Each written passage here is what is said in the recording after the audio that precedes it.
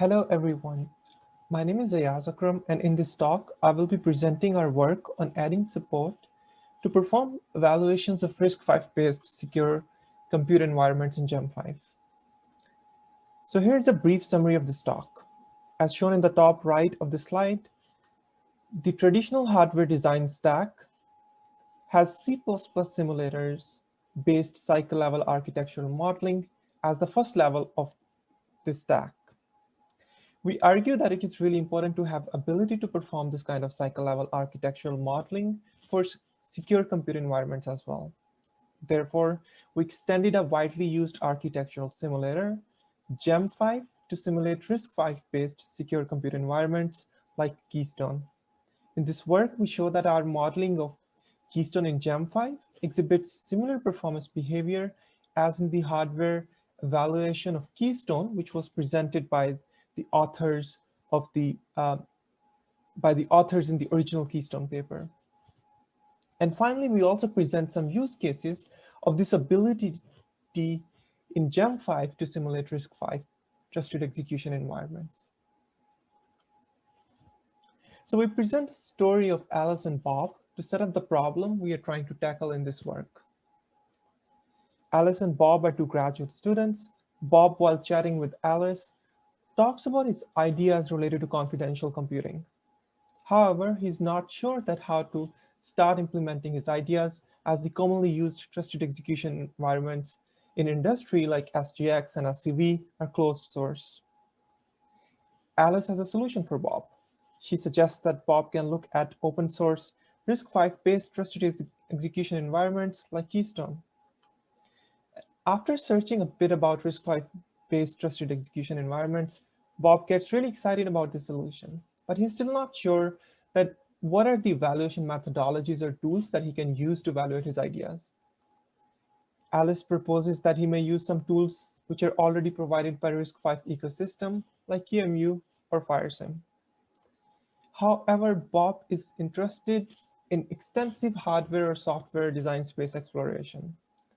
And for this, he needs a more flexible tool. He thinks that though QEMU might be flexible, but will not provide any cycle level information. On the other hand, FireSim will not be flexible.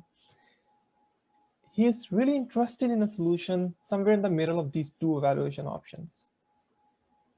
Alice explains that though Gem5 fits some of the needs that Bob has, as it's a cycle level full system simulator, but it does not provide any support to evaluate trusted execution environments currently. As a result, Bob's excitement fades away. So we want to help Bob do his studies. Therefore, we extended Gem5 to enable it to study RISC-V based secure execution environments like Keystone. And the rest of the talk will talk about the implementation and the use cases that this implementation brings.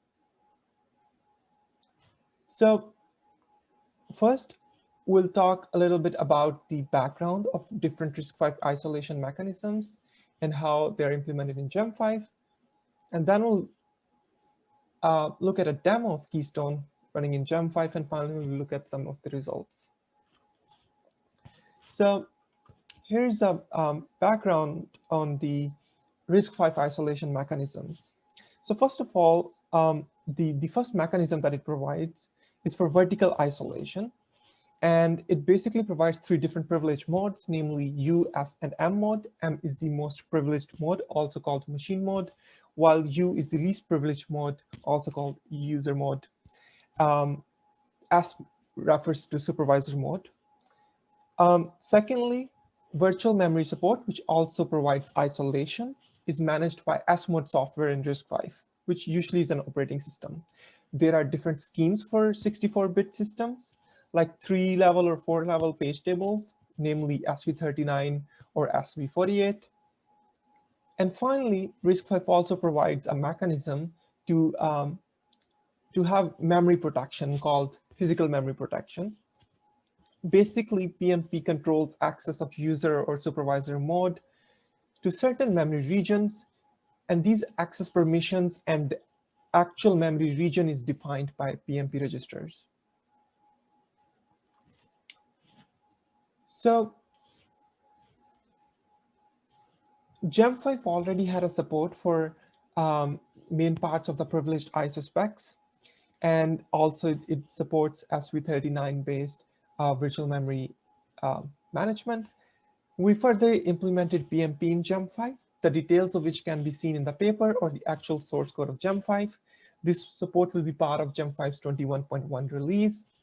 And next, I will try to go through a demo of Keystone in Gem5. So we start with a Gem5 binary and pass it a configuration script, which basically needs two arguments. One is the CPU model you want to use, which is atomic CPU in Gem5, and the other one is the number of cores. It basically downloads the firmware binary that is needed to run Keystone, and secondly, downloads the disk image that is needed to run Keystone. And once these artifacts are downloaded, we will start, or Gem5 would start running the simulation. And we can, in order to look at the output of the guest OS, we can connect actually through a telnet connection on port 3456 on Gem5's guest. And here, I just want to point out that we basically are heavily fast forwarding in the demo, because otherwise actually this simulation can take some time. So the board we are really targeting here is FU-F540 RISC-V board with minimal number of devices. As you can see that they are currently booting on Gem5. And once the guest operating system boots, we'll have to log in, we'll have to basically pass the username and password, and these are actually root and sci5, same as in the Keystone disk image that is provided on the official Keystone source repository. And once we log in, the first thing we'll be doing is basically BusyBox tool-based test. And in this test, we'll be actually accessing some physical memory, which is where the security monitor is mapped. And we should not be allowed to access this. So as a result, you will see that we should get a segmentation fault, and we'll get a segmentation fault. So this is one of the functionality testing. Secondly, we run some of the tests from Keystone's, again, main source. For that, we have to first load a Keystone driver, and then we can launch those tests. And that tests are basically launched as a package. All these tests are provided as a package with a runtime as well as test running application. And again, I would like to point out that this all takes actually a long time in actual simulation, but here we have taken some snippets from that simulation, and you can see the actual time on the right bottom of this demo. But in this test package, it basically just runs simple tests, and like it keeps on printing like what test is it running at a point. And these are very simple operations. Some of them are related to the to seeing if Enclave is doing what it is supposed to do. And finally, we just exit out of this. So in addition to the functional testing of Keystone, we also did some performance validation of Keystone in Gem5. Here we present some data using the RV8 benchmarks used by Lee et al. In the Keystone paper, using an in-order CPU in Gem5 with configurations which are similar to the hardware used in the Keystone paper. And we're presenting the slowdown of trusted execution. And please note that this slowdown also includes enclave creation, management, and destruction time. We show that Keystone in Gem5 has performance numbers and trends very similar to the hardware evaluation from Keystone's original paper. Next, we'll look at the performance of Gem5 itself.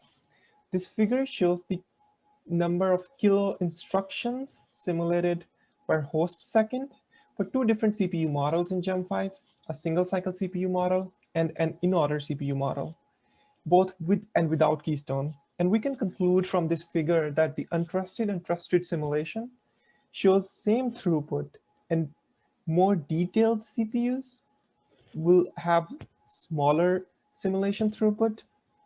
And generally, Gem 5 is roughly 10,000x slower than QEMU. Next, we'll present some use cases of this ability to simulate secure execution environments in Gem 5. So the first use case is the ability to understand performance implications by analyzing microarchitectural statistics, which Gem 5 provides in great details. For example, in this case, if we want to understand the reason for slowdown because of trusted execution, as in the previous results which were shown, you can look at some of the performance, some of the microarchitectural statistics shown in the slide. So one important operation that takes place during Keystone's execution is the flushing of TLBs during context switches. So one might expect that those TLB misses are the major reason for slowdown. So we plotted the TLB misses shown on the bottom right of the slide per million instructions. And this figure also shows another plot, which is the number of simulated instructions normalized to untrusted execution on the bottom left of the slide. So although there is some difference in the number of TLB misses for the trusted or untrusted execution, you can see that the actual number of misses is not a big number for these workloads. And if you look at the normalized instructions, you can see that they correlate well with the slowdown. And one could actually conclude from these numbers that these extra instructions are probably the main reason of slowdown for these workloads. And basically, these extra instructions refer to the enclave management part. The second use case we are showing here is about adding new hardware. For example, if you want to add a memory encryption engine in hardware, you can easily do that in Gem 5. So here we assume that you have a memory encryption engine with different encryption latencies, specifically 30, 60, and 90 cycles. And you can assume that a part of this latency can be used for operations other than encryption as well. So our results here, which basically is the normalized execution time, normalized to no encryption, show that for these workloads, generally the slowdown is minimal. The biggest slowdown we see is for primes, which is about 32%. We also did a study on the impact of selective encryption, and you can find the details of that study in the paper.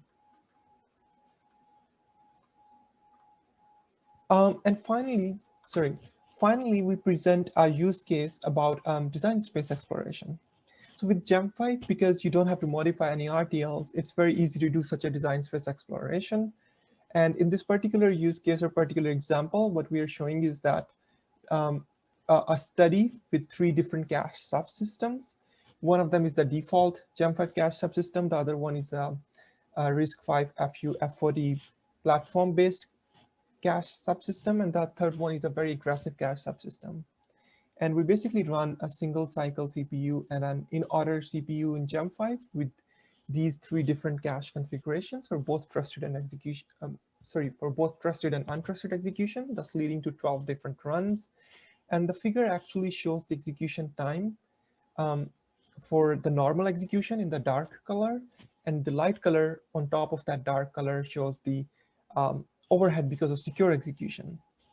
And without actually going into the details of what these numbers look like, the brief summary is that the overall execution time, as we move towards more aggressive configuration, goes down, but the ratio of trusted to untrusted execution time almost stays similar. So this kind of analysis is very useful for architects of secure computing environments, and we believe that it's very easy to do in Gem 5. So finally, in this talk, we mainly focused on the performance studies using Gem 5, but the ability to inspect architectural and microarchitectural state at any point during execution actually provides us a unique ability to study the vulnerability of systems with trusted execution environments. And we believe, similar to some of the work that exists in the literature, like architecture vulnerability factor and side channel vulnerability factor, you can develop quantitative means to find out the vulnerability analysis of trusted execution environments using something like Gem5. So going back to our story of Alice and Bob, now Alice has a solution for Bob, and she suggests Bob that he can use Gem5 to do his studies, and Bob is happy again. So with that, we are at the end of this talk. Thanks for listening, and if you have any questions related to this work, you can reach out to me on the email address here in this slide. Thank you.